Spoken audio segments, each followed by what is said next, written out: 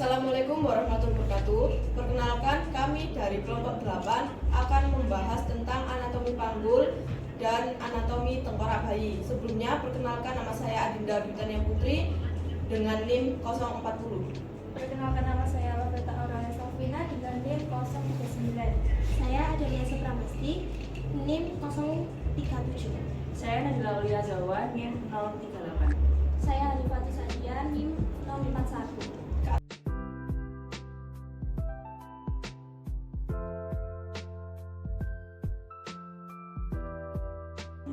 Tulang panggul dibagi menjadi 3 bagian, di mana bagian ini dinamakan dengan os coxae. Lalu di bagian sini ini dinamakan dengan os sacrum, dan di bawahnya ini dinamakan dengan os coccygeus atau tulang tungging. Lalu untuk os coccygeus sendiri ini di bagian ini dinamakan dengan acetabulum, di mana acetabulum ini digunakan sebagai cawan tempat kepala tulang paha menempel. Lalu jika kita belah lagi, os coxae ini dibagi menjadi 3 bagian, di mana bagian pertama itu adalah os ilium atau tulang usus, lalu yang kedua adalah os ischium atau tulang duduk, dan yang ketiga adalah os pubis atau tulang kemaluan. Lalu untuk os ilium sendiri ini memiliki beberapa tonjolan, di mana tonjolan pertama yang di sini ini dinamakan dengan spina iliaca anterior superior. Lalu di bawahnya ini dinamakan spina iliaca anterior inferior, lalu yang dibaliknya ini dinamakan spina iliaca posterior anterior, dan yang di bawahnya ini dinamakan spina iliaca posterior inferior. Lalu perhubungan dari os sacrum yang bagian belakang dengan ke arah os ilium ini dinamakan dengan ligamentum sacroiliaca posterior. Lalu dari permukaan depan os sacrum ke os ilium ini dinamakan dengan ligamentum sacroiliaca anterior, ligamentum iliolumbalis serta ligamentum sacroiliaca interose. Lalu dari os sacrum ini ke arah spina ischiadica ini dinamakan dengan ligamentum sacrospinosum. Lalu dari os sacrum ke arah tuber ischiadica itu dinamakan dengan sacrotuberosum, ligamentum sacrotuberosum. Lalu yang bagian menonjol di sini ini dinamakan dengan crista iliaca. Lalu yang di bagian ini dinamakan dengan ramus superior osis pubis, dan yang di bagian sini ini dinamakan dengan ramus inferior osis pubis. Lalu untuk yang berwarna biru ini dinamakan dengan symphysis pubis atau tulang rawan, di mana tulang ini akan mengalami pergeseran ketika ibu mengalami masa persalinan. Lalu yang bagian lingkaran ini dinamakan dengan foramen obturator. Lalu ini membentuk sudut yang dinamakan sudut arcus pubis. Lalu selanjutnya kita akan membahas tentang tulang duduk, di mana tulang duduk sendiri yang tadi sudah saya sebutkan, yang di sini adalah dinamakan ramus superior osis pubis, dan ini adalah ramus inferior osis pubis. Lalu di balik ini dinamakan dengan spina ischiadica, dan yang di sini tukik yang di sebelah sini ini dinamakan dengan incisura ischiadica minor, dan yang di bagian sini ini dinamakan dengan tukik incisura ischiadica mayor. Lalu terdapat jalur yang menghubungkan antara pelvis mayor dan minor, itu dinamakan yang di sini terdapat di bagian ini dinamakan dengan line innominata atau linea terminalis. Selanjutnya, setelah kita membahas os coxae, kita akan membahas tentang os sacrum, di mana os sacrum ini memiliki 5 ruas tulangnya. Jadi untuk yang di bagian tengah ini dinamakan dengan crista sacralia anterior, dan yang di belakangnya ini dinamakan crista sacralia posterior. Lalu untuk yang agak cekung-cekung ini dinamakan dengan foramen sacralia anterior, di mana ini merupakan tempat tempatnya saraf yang dimana nantinya ibu yang akan mengalami masa persalinan itu merasakan sakit atau mengalami punggung yang terasa sakit. Lalu untuk perbatasan di sini antara os sacrum dengan tulang belakang itu dinamakan dengan promontorium. Lalu yang terakhir kita akan membahas tentang tulang tungging atau os coccygeus, di mana tulang ini hanya memiliki 3-5 ruas tulang. Selanjutnya saya Adelia akan menjelaskan tentang pelvis minor. Pelvis minor ini adalah suatu saluran bertulang yang dilewati janin selama persalinan. Pelvis minor ini terdiri dari 4 bidang, yaitu pintu atas panggul, bidang luas panggul, bidang sempit panggul, dan pintu bawah panggul. Pintu atas panggul berbentuk oval atau lingkaran. PAP ini dibatasi oleh yang pertama, promontorium, sayap sacrum, linea illuminata, dan ramus superior osis pubis, pinggir atas simfisis pubis. PAP ditentukan oleh 3 ukuran penting, yaitu ukuran muka belakang atau conjugata vera, melintang atau diameter transversal, dan serong atau oblik.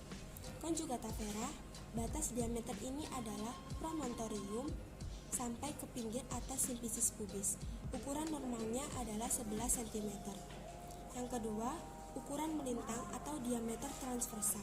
Batas diameter ini antara linea illuminata diambil tegak lurus pada conjugata vera. Ukuran normalnya adalah 12,5 cm. Yang ketiga adalah ukuran serong atau disebut diameter oblik. Batas diameter ini dari tuberculum pubicium dari belahan panggul yang bertentangan, yaitu ukuran normalnya 13 cm. Yang kedua, bidang luas panggul. Bidang dengan ukuran 2 yang terbesar. Bidang ini terbentang antara pertengahan simfisis pubis ke pertemuan os sacrum kedua dan ketiga. Ukuran muka belakang 12,75 cm dan ukuran melintang 12,5 cm. Sempit panggul. Kenapa sempit? Karena ukurannya lebih kecil dari mana bagiannya. Bagian ini membentang setinggi tepi bawah simfisik menuju kedua spinandika dan memotong sakrum, kurang lebih 1-2 cm di atas ujungnya. Jadi kalau diukur, ukuran anterior posterior atau muka belakang kurang lebih 11 cm dan ukuran melintang kurang lebih 10 cm. Keempat adalah pintu bawah panggul. Pintu bawah panggul ini bukan suatu bidang, namun terdiri atas 2 segitiga dengan dasar yang sama, yaitu garis yang menghubungkan kedua tuber axiadicum kiri dan kanan. Pintu bawah panggul memiliki 3 ukuran penting. Ukuran anteroposterior dari bawah simfisis ke ujung os sacrum dengan panjang kurang lebih 11 cm. Ukuran transversa dari kedua tuber ischiadicum dengan panjang kurang lebih 10,5 cm.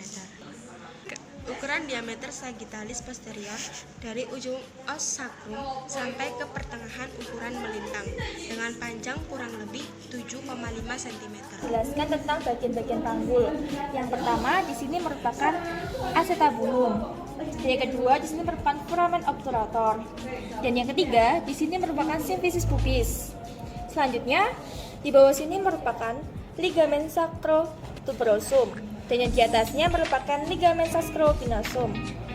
Lalu selanjutnya di bawah sini merupakan tuber ischiadica. Dan yang terakhir di sini merupakan spina ischiadica. Selanjutnya adalah bidang Hodge. Bidang Hodge merupakan bidang khayalan dalam panggul, digunakan untuk menentukan seberapa jauh bagian depan anak atau janin turun ke dalam tanggal panggul. Lalu di sini saya akan menjelaskan tentang pembagian bidang pada Hodge. Di sini merupakan pintu atas panggul, dan di sebelah sini merupakan pintu atas panggul ini sejajar dengan ini simfisis di belakang sini. Dan yang kedua adalah di belakang sini terdapat spina ischiadica.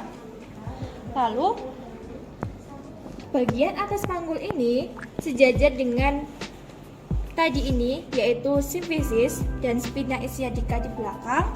Lalu sejajar dengan os coccygeus, itu ada di bawah sini. Selanjutnya, saya akan menjelaskan tentang sumbu panggul. Sumbu panggul adalah hubungan pusat-pusat dari beberapa bidang di dalam panggul, kan membentuk sebuah garis yang lurus membelah atas sampai pada satu titik sedikit di atas spina ischiadica dan kemudian melengkung ke depan di daerah pintu bawah panggul. Selanjutnya, sumbu jalan lahir sedikit berbeda dari sumbu anatomis. Bagian atas dan jalan lahir merupakan silinder yang lurus tapi ujung bawahnya melengkung ke depan. Ditentukan oleh perubahan dasar panggul karena desakan bagian depan anak janin. Selanjutnya saya akan menjelaskan tentang bagian lunak panggul.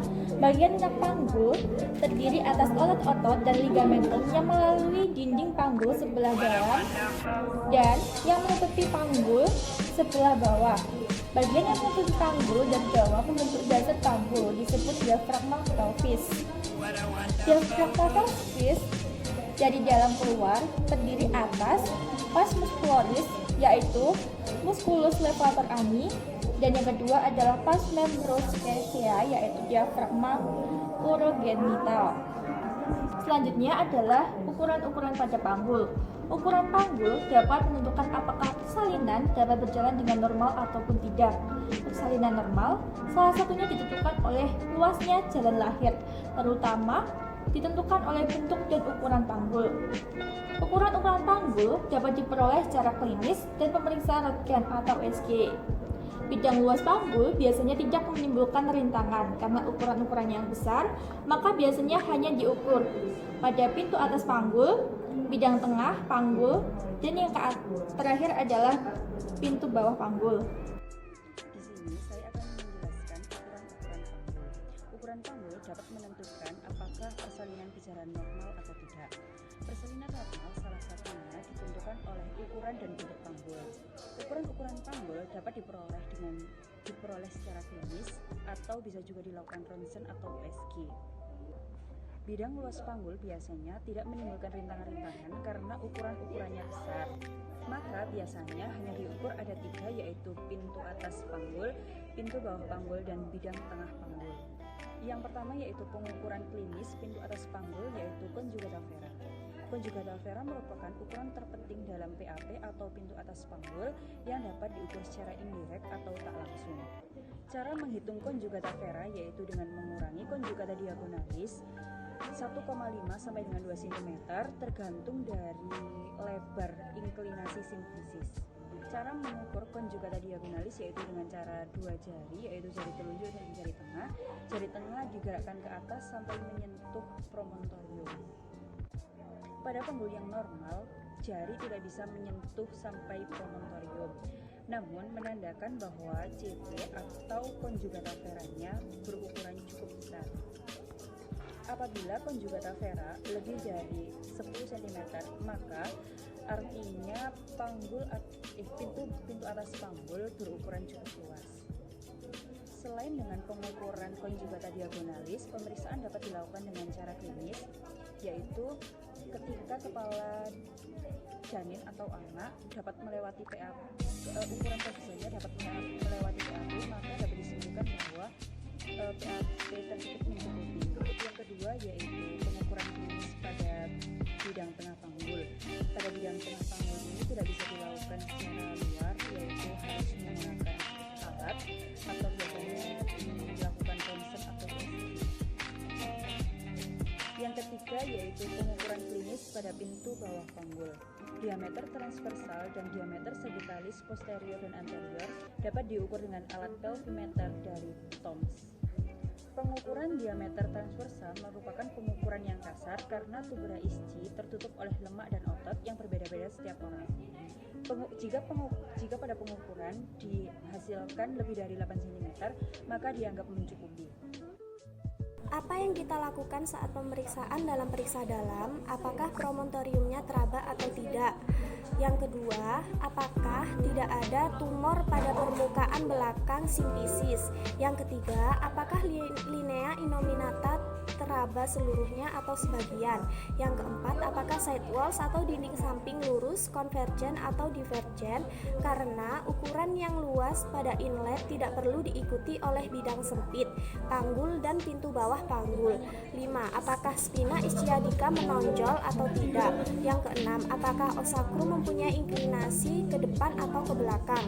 Kemudian pengukuran panggul melalui ronsen atau USG. Sebelum itu kita lihat apa saja keuntungan dalam pemeriksaan panggul melalui pemeriksaan ini. Yang pertama, dapat mengambil ukuran-ukuran yang tidak dapat ditentukan secara klinis, seperti diameter transfera dari pintu atas panggul, ukuran antara spina ischiadica diameter antero-posterior, dan bidang tengah panggul. Selain memperlihatkan ukuran-ukuran panggul, dapat juga memperlihatkan bentuk panggul. Dapat menentukan ukuran terbesar kepala sudah melalui pintu atas panggul. 3. Bentuk panggul selain ukuran-ukuran panggul. Bentuk panggul juga menentukan prognosis persalinan. Bentuk dasar panggul menurut Caldwell-Molloy. Yang pertama yaitu panggul ginekoid, kedua panggul android, yang ketiga panggul antropoid, yang keempat panggul platypeloid. Pembagian ini didasarkan atas bentuk segmen posterior dan anterior PAP. Segmen posterior adalah bagian yang terdapat di sebelah belakang dari diameter transversi PAP, sedangkan segmen anterior adalah bagian yang terdapat di sebelah depan segmen belakang. Menentukan bentuk panggul, sedangkan segmen depan menentukan variasinya. Mari kita bahas dasar panggul menurut Caldwell. Yang membedakan dasar panggul yaitu insula ischiadica, panggul genoid, insula ischiadica mayor bulat, panggul android, insula ischiadica sempit dan dalam, panggul antropoid, insula ischiadica mayornya luas, sedangkan panggul platypeloid, insula ischiadicanya lebar, yaitu bagian ini.